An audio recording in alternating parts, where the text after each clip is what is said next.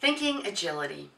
I am getting asked time and time again, can you really build thinking agility? Can I build thinking agility in my own processes? My life is crazy. I've got so much going on. I'm being demanded to think in ways I never thought I'd need to build that kind of skill before. My team seems to be really frustrated and struck in their ability to actually get their hands around this project. How can we be more nimble, more flexible? How about our organization? We're moving and changing so fast, we need to be really able to turn on a dime in the way we think about our customers, our markets, how we do business. So maybe that's something that you can relate to, and there's a reason why. And the reason why is that we live in a VUCA world. The U.S. Army War College coined this term VUCA, and it stands for volatile, uncertain, complex, and ambiguous. And when you combine that with the speed at which the world is working, we find ourselves in a very unfriendly place for our brains. Because our brains like patterns. That's what makes us efficient. We see something, we've done it before, boom, we can do it. And of course, that's really efficient, but it may not always meet the needs of the situation that we're facing. And one of the things that I think is interesting, Daniel Kahneman, who wrote Thinking, Fast and Slow, has a real interesting metaphor. He simplifies the brain down to two primary systems, and it's much more complex than that, but he describes system 1 and system 2 thinking. And most of the time, we're in system 1 thinking. If I were to say to you, what's 2 plus 2? You've got 4, without even thinking about it really. If you were to bump into a colleague in the hall and just greet them in passing, you're not going to think hard about that. That just comes naturally. You get in your car, you drive, you just go into that mode. So most of what we do, believe it or not, there are estimates of, very high percentages of our time goes to just system 1 thinking. And thank goodness, because it gives our brain a bit of a rest. System 2 thinking, however, would be more like this. If I said to you, what's 274 times 14? Chances are you would probably need to stop and think. And that would be effortful thinking. It's not as automatic. It requires you really to kind of put some energy toward it. If I were to say, look at this particular challenge and go after this new market with a whole new array of resources and people, that would require effortful thinking. And in our society, I believe that we resist some of that. And on top of it, there's so much of it that's being asked of us that it seems like we can never find enough time or energy to do it. It's interesting because what I find is, how do you begin to look at making sense of all this and understanding how you can be more flexible and agile really starts with becoming aware of what your thinking baseline is. What is your standard pattern?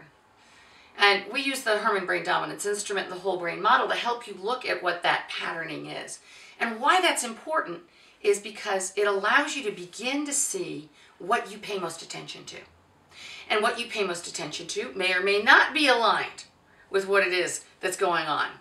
And there may be blind spots that might occur. And we know from all of our research for the last 30 years that you can shift your thinking and your attention. But you first need to know what your baseline is. And once you do that, you can see where you get your energy and where you get energy drain. Think of the last week. Where did you get the most energy? And then where did you get the least amount of energy, the drain? So you can begin to understand how you can become more agile by first understanding what your baseline is. Step 2 is then saying, now that I understand that, how do I begin to flex my thinking, to recognize the patterns that are out there, to recognize the patterns that other people bring to bear that I can leverage in a given situation? What does it take for me to shift? And I've experienced this as I've been writing my book, and I've had to shift my thinking to be much more detail-oriented than I normally am inclined to do. And it takes a lot of energy for me to do that. But it's very important. I'm highly motivated to do it. But unless I had practiced and sort of thought about ways I might structure it so that I'm effective at it, it just wasn't happening. I also found other resources to help me in that process. So it might be within yourself. It might be also applying other thinking assets that you may have available to you and other people you work with. Finally, once you've gotten to that place where you understand how to flex and what may be needed, then you consciously go forth and apply the right thinking, for the right situation. And this really requires that you stop and think before you move. And in today's environment, we are so task-oriented and in such a hurry that we often don't take that, sometimes it's just a few moments, to stop and think about our thinking. Once you do that, you can begin to be proactively aware of what kind of thinking is needed for the situation and apply it.